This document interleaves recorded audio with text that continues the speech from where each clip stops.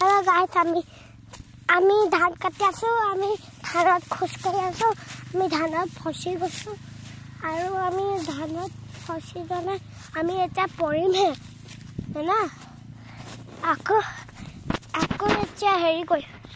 ধানত পৰি যাম পাৰো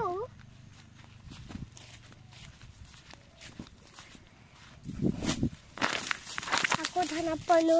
এয়া আকৌ ধানত পৰিলো আমি এতিয়া বাওঁ সাইডে যাম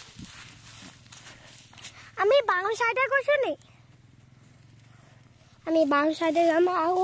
সিধা গৈছো আমি মই পইছিলো এতিয়া মই পথাৰত উঠিলো তাৰছত এটো ইয়াত গোটেই ধান আছে মই এতিয়া